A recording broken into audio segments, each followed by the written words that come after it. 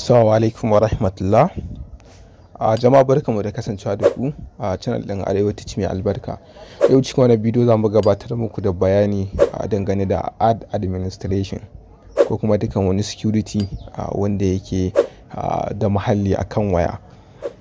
So wannan tutorial zai mai da hankali kan fahimtar idan application da su yake zama cewa suna da dama da za su yi access na wayanka.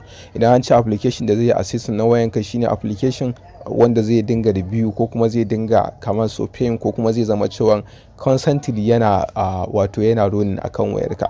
Misali akwai application wanda na sauki akan wayana ko bisa kuskure ko kuma wani application wanda na sani. Misali da yake yanzu akwai application da ake aiki da su wajen misali fahimtar wayan wani, kamar misali ina so in bibi wani, so dan iya installing na application akan wayarsa na bude shi ba tare da ya sani ba, wanda ta cikin wayana zan iya bibiyarsa da dukkan wasu abubuwa makamantan wannan.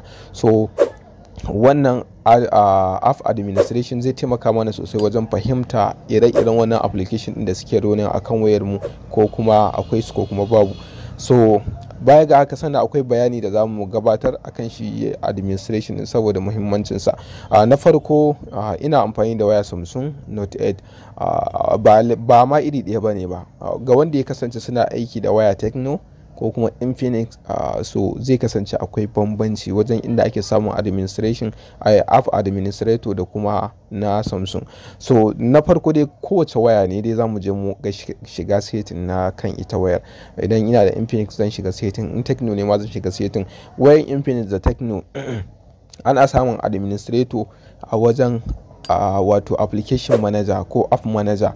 A majority anan ake samun sa, ban san update na yanzu ba, amma majority wayoyin dai da na sani ana samun wannan app manager wato app administrator a cikin application manager ko kuma app manager. So a waya Samsung kuma wannan app wato app administrator ana samun shi a biometric and security kamar yadda yake a nan wajen.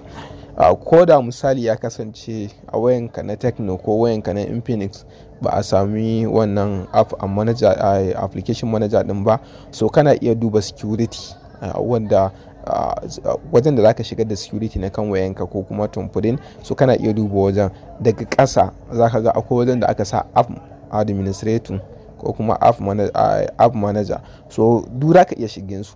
Abin da kawai nake so in nuna mana shine app administrating yana da matukar muhimmancin da ya kamata a ce dukkan wanda yake aiki da wayan Android ya san muhimmancinsa, ya kuma san yadda misali zai iya kare kansa daga satar bayanai na kan waya. Misali idan ka shiga biometric and security a wayan Samsung kamar yadda na shiga, za mu ga cewa akwai abubuwa tsubo-tsubo. Misali daga nan akwai security wurin nuna wannan.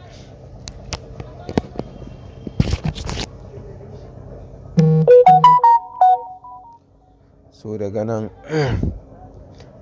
wajen zamu ga akwai security nan da nake nuna wannan. Daga nan zamu ga akwai privacy. So daga ƙasar nan zamu ga akwai wasu sauran settings wanda ba a ba su dama sun mutu a jadawalin wayannan ba.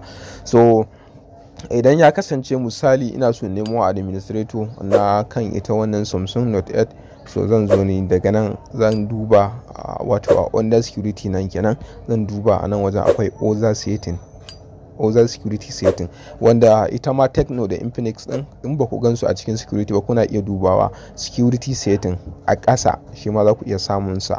Ban dai san update din yanzu ba gaskiya. So za mu bude cikin other security setting. So daga nan za mu ga akwai abubuwa wanda suke da muhimmanci sosai. Za mu ga cewa za mu iya setting na sim card, za mu iya samun shi wato security. Ko da misali wayan mu ta faɗi an ɗauki sim card ɗin, to babu yadda za a iya aiki har sai an shigar da wannan security. Daga nan wajen akwai security wato na kan wayar mu, wannan bamu da bukatan shi. Daga nan wajen akwai device administration app, gashi a nan wajen. Wannan shine jigon gabatar da wannan tutorial din. Wannan abin yana da matukar muhimmanci sosai. Dukkan wani application da yake sobeyin akan wayar ka zaka gan shi a nan wajen a ƙasan wayar nan. Daga nan zamu ga akwai find my device, yana enable, wato wannan yake nuna cewa wayan koda ta bata za a iya amfani da application na find my device a iya gano inda take da zaran an bude data na kan wayar. Sannan akwai security lock service. So shi security lock service wato shine zai baka dama misali da zaran wayanka ka danna switch off to direct za ta rufe kanta, wanda ba za a samu damar da za a bude ta ba har sai ka shiga da thumbprint ɗinka ko wani makamancin wannan.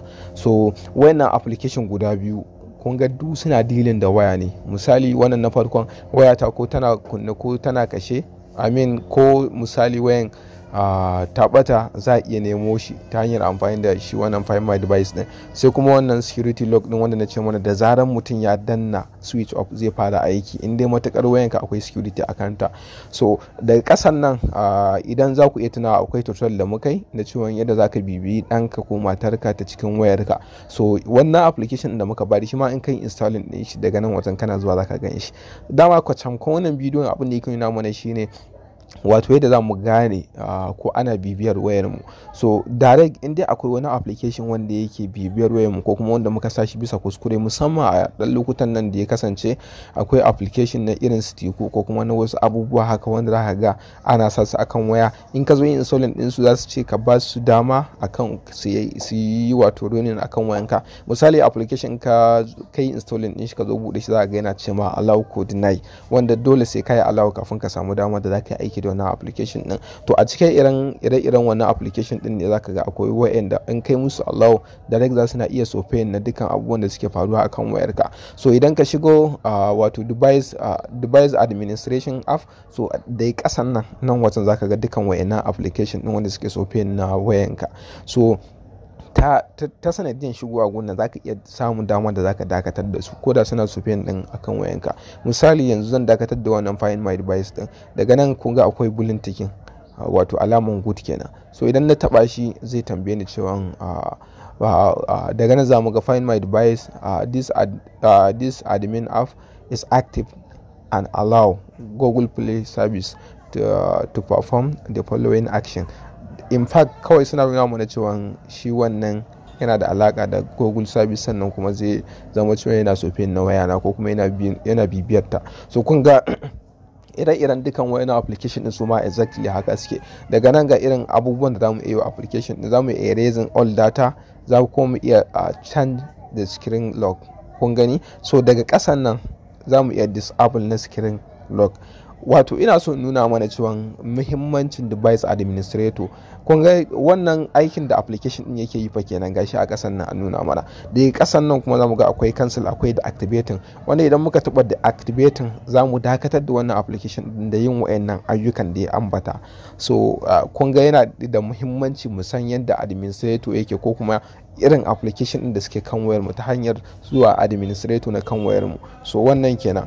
Idan muka zo wannan screen lock din shi ma muka taba shi zamu ga shi kuma gashi ya abin da yake yi, wato set password roles. Wannan yana nuna mana cewa shi yana da alaka da password ne na kan wayar mu. So idan akwai wasu application a kasa su ma mun taba su za su faɗa mana irin ayyukan da suke yi akan wayar mu. Wato zamu iya gane cewa wannan application yana sofin na wayar mu ko kuma wannan application yana abu kaza dai da sauransu. So wannan ɗaya daga cikin muhimmancin app wato device administrator wannan kenan.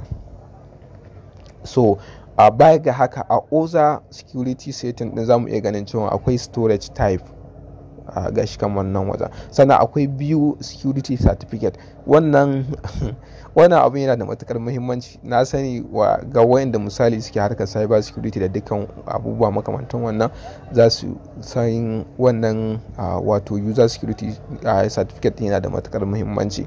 In fact kasancewan wannan bidiyo mun ci zamu yi shi akan device administrator app.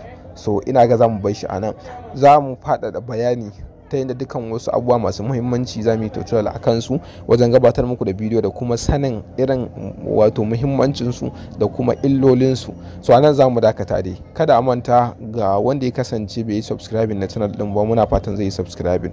Idan akwai abin da baka fahimta ba a dangane da wannan bidiyo, musamman ga wanda muka ambata masu Techno da Infinix, idan ya kasance ba su samu setting ko kuma su samu administrator a wajen setting na wayansu ba, suna iya mana tambaya. Insha Allah in muna da amsa za mu faɗa musu hanyoyin da za su bi wajen yadda za su fahimta ko kuma yadda za su gano wannan app administrator din akan wayarsu. So a kasance da Arewatis a kowane lokaci. Kada a manta a yi subscribing da kuma taɓa ƙararrawa da like da comment domin ba mu ƙwarin gwiwa wajen ci gaba da gabatar da tutorial masu alaƙa da ilimantarwa da faɗakarwa. Sai mu haɗa tutorial insha Allah.